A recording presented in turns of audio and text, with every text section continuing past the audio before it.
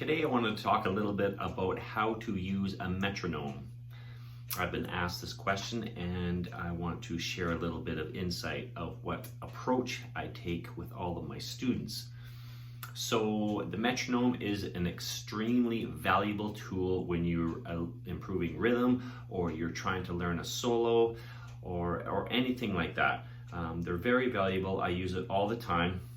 Whenever I'm learning a solo or something that's really fast or challenging, I set the metronome to maybe half the speed of the solo or the lick that I'm trying to learn, and then I just keep bumping up the tempo as I progress in learning this lick.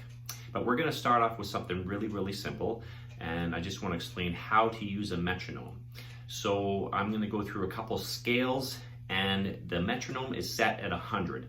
And I think 100 is something that everybody should shoot for, at least to play their scales. And I think scales are a very good place to start when you're using a metronome.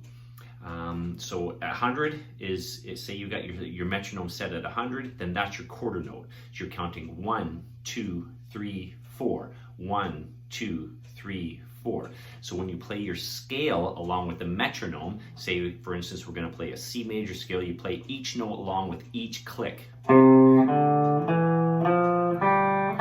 so on. So that would be like you're playing with each beat. So it'd be like 1, 2, 3, 4.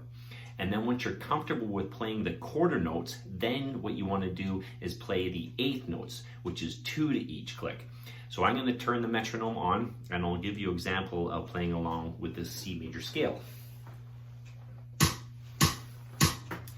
1, 2, 3, 4.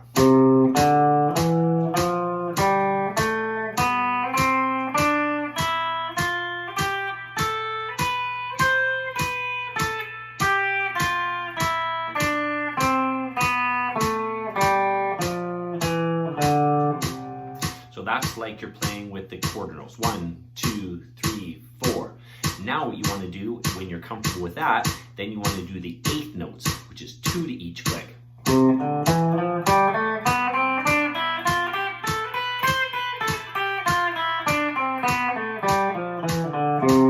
you got that, then you want to blend both of them together.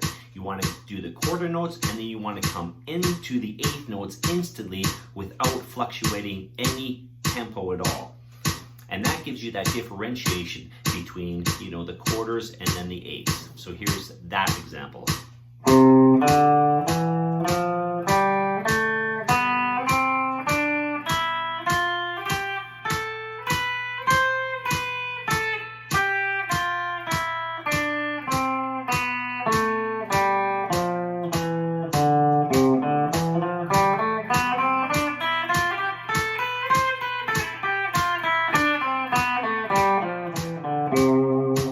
So that's the quarter into the eighths.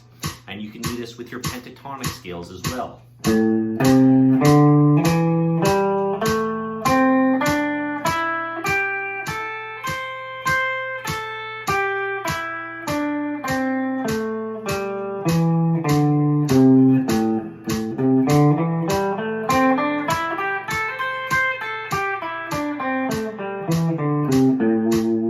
Okay, so there's an example of using the scales. And now when it comes to rhythm, you can use it for your chords as well.